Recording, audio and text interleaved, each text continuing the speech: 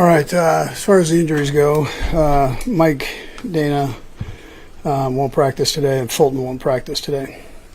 Other than that, we look forward to challenge of getting ready to play a good Giants football team. You can really see that they've got a tremendous defense and a lot of skill on the offensive side, and their quarterback is playing well right now. So, and Brian who you guys are familiar with, Brian does a good job, creative guy offensively, plus he's got Mike Kafka there on top of that. Mike's a sharp kid. And defensively, they've got a good scheme, one we've played against a couple different times when Shane was at Tennessee. So it's a good bunch there. So anyways, with that, time's yours. So it sounds like that you were expecting Xavier and Royals to both practice in some form today? Yeah, they'll practice today. How is Royals coming along with that knee? He's coming pretty good, yeah. Yeah, we'll just see how he does here. He's been out for a while, so I'd like to see how he moves around. With Xavier, is there any limitations on the practice or anything of that nature? No, neither of them, yeah. Travis said that after the drop, talking about that there's a lot on his plate, and the team asked him to do a lot. At this point in his career, is there a tendency that maybe he has too much on his plate, that he would benefit from?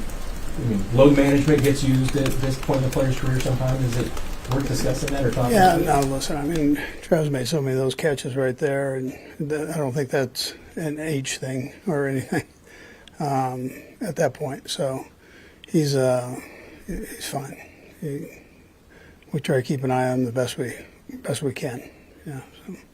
Andy, just big picture, what do you see from the pass offense right now for you guys? Yeah, probably the same thing you guys see. I mean, it's we're on at times, we're not on at times, so it'd be the same thing you guys are seeing. Gotta keep working it. Sort of like also a big picture. Through 2 games, what are you seeing as far as some of the issues on third down, and what do you need to do to correct what's happening right now? Yeah.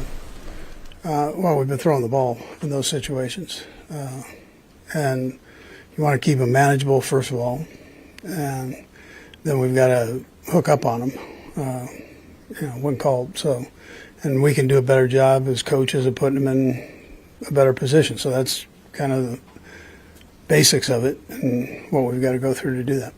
Coach, I know you get input from Pat. You put together the game plan and say, hey, what do you like, what do you not like, and all that kind of stuff.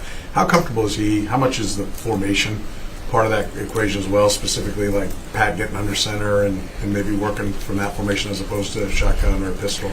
Yeah, he's actually grown into liking getting under there and doing that part of it. So we've worked a little bit more in there this year than we had in the past. Yeah. You guys, the script at the beginning hasn't maybe been as good as worked out this year. Can you put your finger on any parts of that? I know Xavier getting hurt at the very beginning was a tough one in week 1. Yeah, no, I've got to do a better job there. I can't stand here and tell you that we're going to try this or that. I mean, we're playing somebody here, so to answer that question, I got to give you the plays.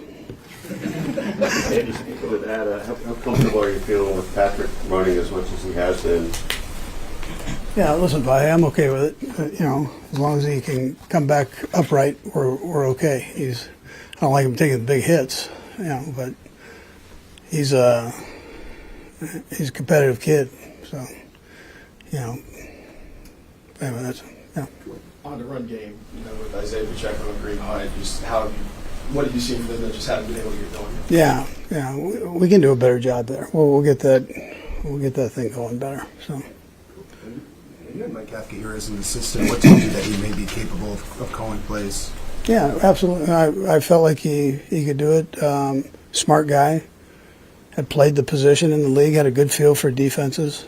And had a great grasp of the offense. So no reason he wouldn't be able to. How often do you guys communicate? I'm sure not this week, obviously, but in the off season and so on. We talk a couple times during the off season.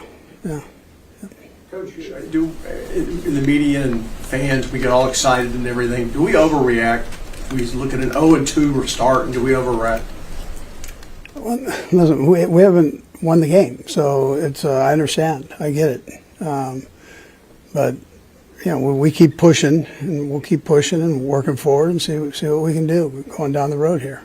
And when you guys are winning, you typically just focus on the next game.